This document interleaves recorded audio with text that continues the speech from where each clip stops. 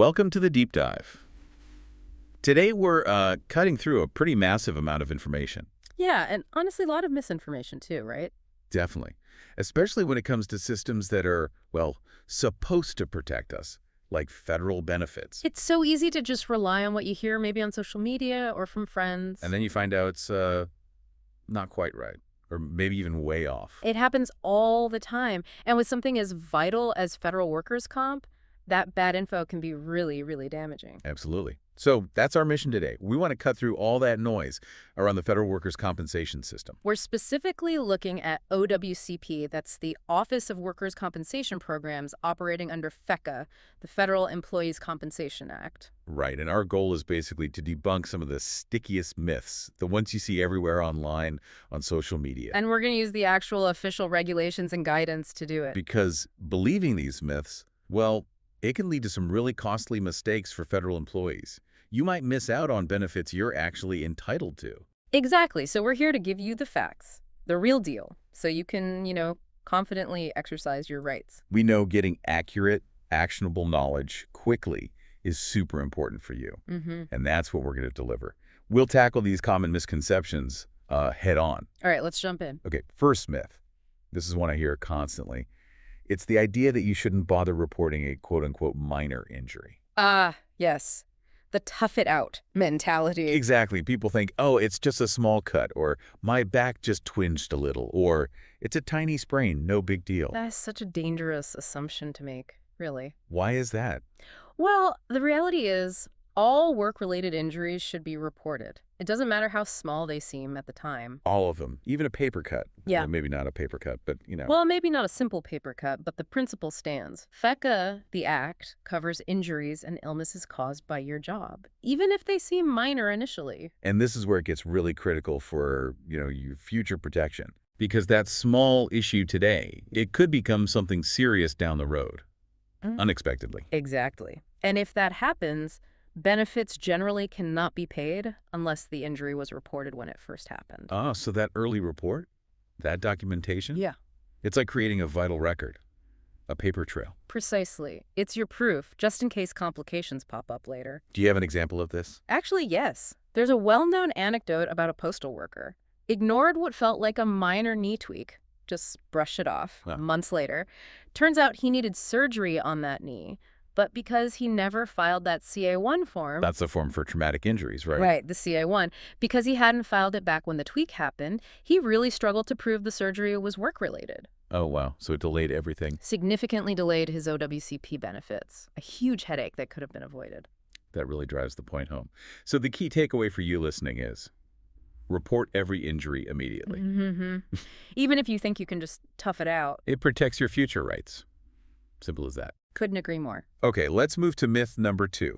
This is another big one. Let's hear it. The idea that you have to be injured physically on federal property or strictly on the clock to qualify for workers' comp. Right, that if I wasn't in the building, I'm not covered idea? Yeah. People think if they're not in their federal office or maybe on a federal base or something, then nope, no coverage.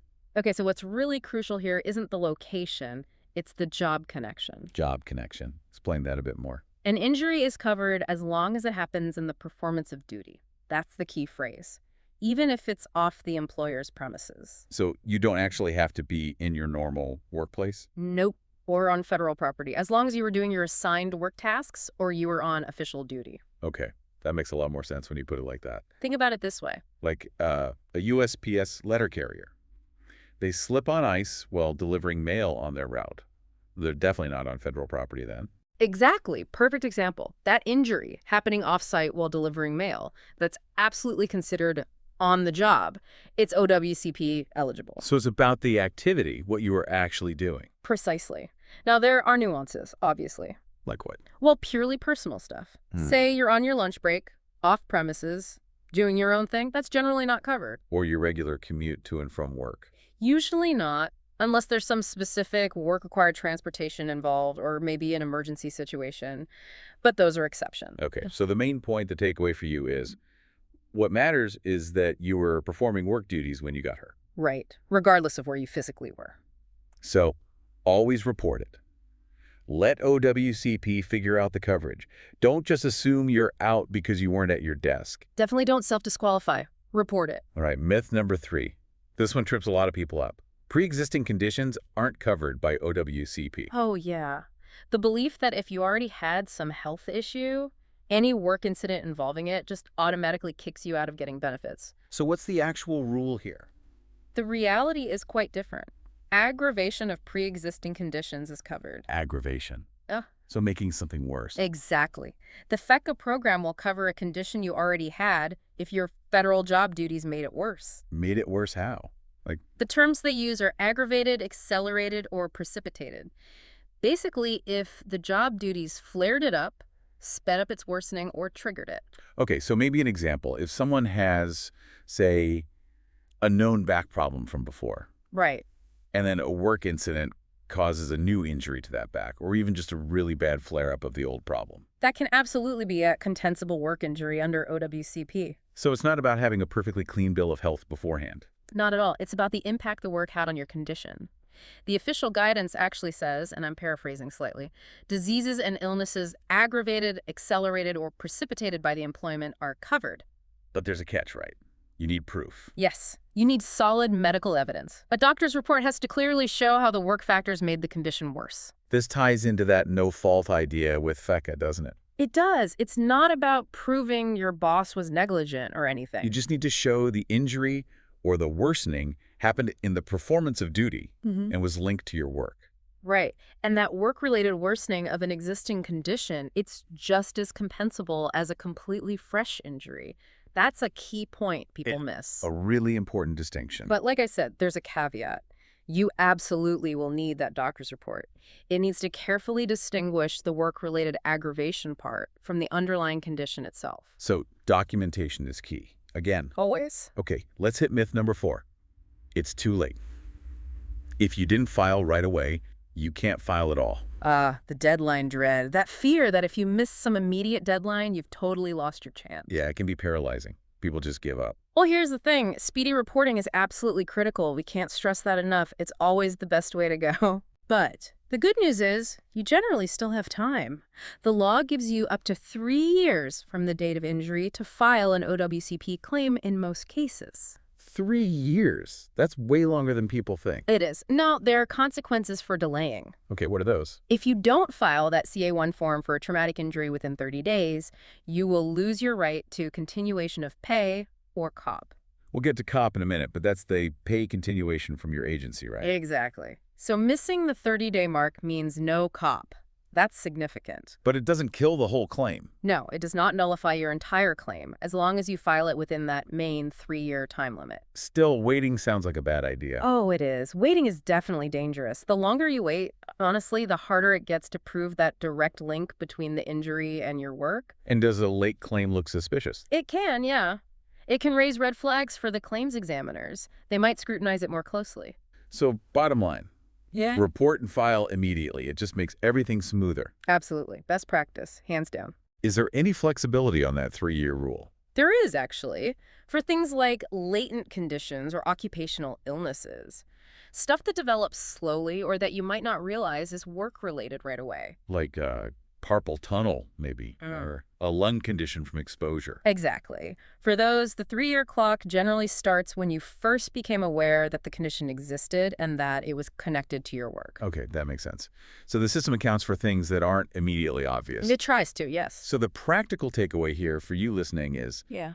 sooner is always, always better, but don't just assume you have 0 options if a month or even longer has passed. Right. OWCP can still accept the claim if it's within the 3 years, or sometimes even if your supervisor knew about the injury early on, even if the form was late. That's called actual notice. Good to know. Okay, myth number 5. This one hits the wallet. You have to use your own sick leave. OWCP won't pay you right away. Oh, this one causes so much unnecessary stress. People worry about draining their hard-earned leave balances. Yeah, they hold off reporting because they think, I can't afford to use all my sick time right now. Okay, let's clear this up. For traumatic injuries, remember, those are the ones from a specific event or incident in one work shift. Like the slip and fall or lifting something heavy. Exactly. For those, you do not have to bone your sick or annual leave if the injury prevents you from working. So what happens instead? By law, you're entitled to up to 45 calendar days of continuation of pay, or COP, and that's at your full, normal salary paid by your agency. 45 days. Okay, let's unpack COP a bit more. What exactly is it? Think of it like paid administrative leave. Your agency must provide it instead of making you use your personal leave. But there's a condition, right? Related to the last myth. Yes, you have to have filed your CA1 form within 30 days of the injury to be eligible for COP. Okay, so that 30-day deadline is crucial for getting COP. Absolutely. And COP is designed specifically to keep your pay flowing during that initial period right after the injury while OWCP is processing the claim. What about after the 45 days?